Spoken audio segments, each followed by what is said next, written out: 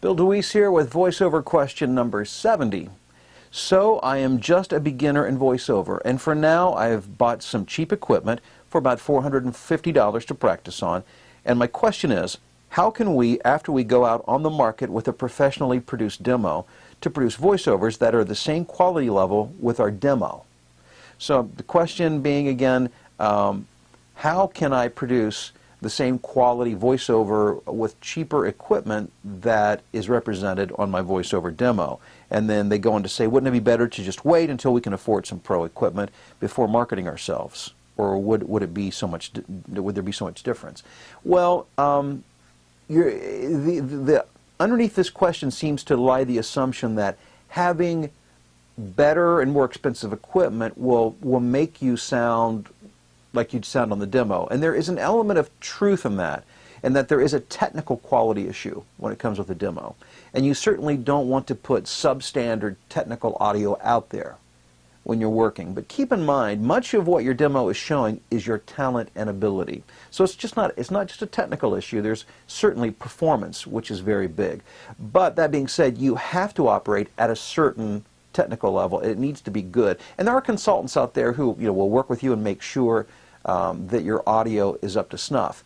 And dollar figure, by the way, does not always correspond with audio quality. Higher dollar figure, higher audio quality. It would seem that would be the case, but not always. When I first started, and you may have heard me mention this before, I had totally invested in my studio $300. I had an old used PC. I bought an inexpensive used but good large diaphragm studio condenser microphone. I mean, it was a bare bones setup. But what you have to understand is that it was good equipment, even though it wasn't terribly expensive, and the space that I operated in was very good. And the space that you're in when recording contributes greatly to the overall sound of the production.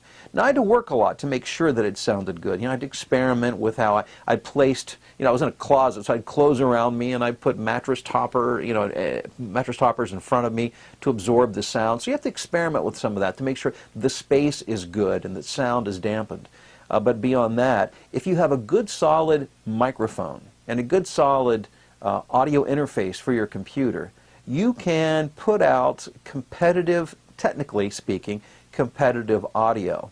So hopefully that will give you some peace of mind, knowing that I was making a good six-figure income as a voice talent working with about $300 worth of equipment in my studio. Now, I'm always hesitant to say that. I don't want you to go out and think, well, I can just do this on the cheap and get by. As I created cash flow, I began to upgrade and buy better equipment. But buying great equipment does not make you a great voice talent.